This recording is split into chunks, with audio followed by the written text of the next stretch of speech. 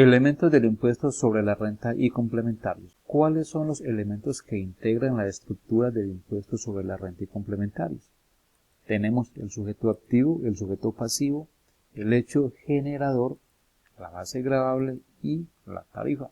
Cuando es creado un impuesto, el legislador debe definir muy bien cuáles son los elementos que conforman la estructura de ese impuesto. Tendrá que definir quién será el sujeto activo, quién será el sujeto pasivo, cuál será el hecho que genera ese impuesto, así como su respectiva base gravable y las tarifas que se van a aplicar sobre esa base gravable. Cuando explicamos el tema de la obligación tributaria, también se dio claridad sobre cada uno de estos elementos, y estos elementos son generales a cualquier tipo de impuesto. Veamos desde el escenario del impuesto de renta la explicación de cada uno de ellos. Sujeto activo. ¿Qué es el sujeto activo? Es el Estado quien ejerce el cobro, quien se beneficia del tributo. Y ese sujeto activo está presente tanto en el nivel nacional como en el nivel territorial. En el nivel nacional, ¿quién representa al Estado? ¿Quién representa a la nación en la gestión y recaudo de los impuestos?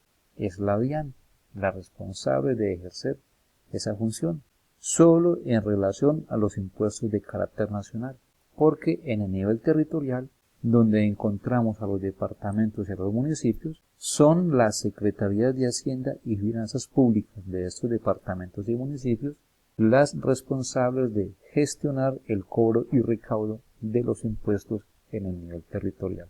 Ya conocemos algunos impuestos desde el punto de vista nacional, como son el impuesto sobre la renta y complementarios, que es del que estamos hablando, el impuesto al valor agregado IVA, el impuesto nacional al consumo, el impuesto al patrimonio, y desde el nivel territorial tenemos el impuesto predial unificado, el impuesto de industria y comercio y su complementario de avisos y tableros, el impuesto de vehículos, entre otros. Sujeto pasivo.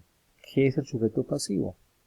Es el contribuyente, y ese contribuyente puede ser tanto una persona natural como una persona jurídica, quienes tienen dos connotaciones muy importantes, y es que este contribuyente tiene tanto la responsabilidad jurídica como la responsabilidad económica de cumplirle al Estado. Desde el punto de vista jurídico, porque tiene la responsabilidad jurídica de entregarle al Estado un tributo sobre sus utilidades, y desde el punto de vista económico, porque debe afectar su bolsillo, su propio pecunio, para poderle pagar al Estado. Recordemos lo que nos dice el numeral 9 del artículo 95 de la Constitución Política. Todos los ciudadanos estamos en la obligación de contribuir al Estado y así éste pueda financiar sus gastos e inversiones. De ahí ese vínculo que existe entre el ciudadano y el Estado. Hecho generador. ¿Qué es el hecho generador? Es la causa por la cual se está generando el pago del impuesto. Si esa causa no ocurre, entonces no podría generarse el pago del impuesto. Y cada impuesto va a tener un hecho generador diferente. Para el caso del impuesto sobre la renta, el hecho generador van a ser los ingresos. Si no hay ingresos, pues lógicamente que el contribuyente no va a obtener utilidades, y si no hay utilidades, pues no podrá aplicarse una tarifa del impuesto.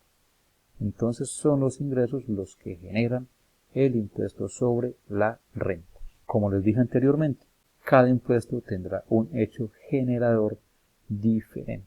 Como por ejemplo, en el impuesto al valor agregado IVA, el hecho generador será el consumo. Base gravable. ¿Qué es la base gravable? Es el valor base, es decir, la renta líquida gravable sobre el cual se calcula el impuesto de renta a pagar.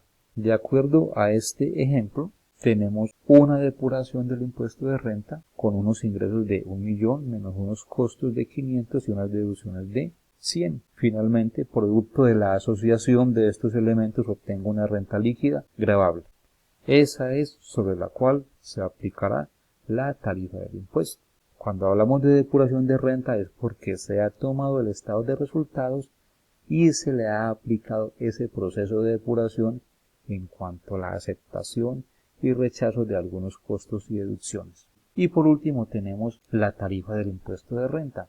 ¿Qué es la tarifa? Es el porcentaje fijado por la ley y que será aplicado a la base gravable, conocido también como renta líquida gravable. Tenemos el mismo ejemplo de la diapositiva anterior y a esa renta líquida agravable de 400.000 pesos le aplicamos la tarifa general del impuesto de renta correspondiente a una persona jurídica. En este caso el impuesto de renta es de 132.000 pesos. 400.000 por el 33% nos da 132.000 pesos. Estos son pues los elementos que conforman la estructura del impuesto sobre la renta y complementarios. Bueno, mis amigos, como siempre espero que haya quedado claro. Invitarlos nuevamente para que se suscriban al canal y de esta forma sigan recibiendo todo el material que estoy trabajando para ustedes. Hasta la próxima.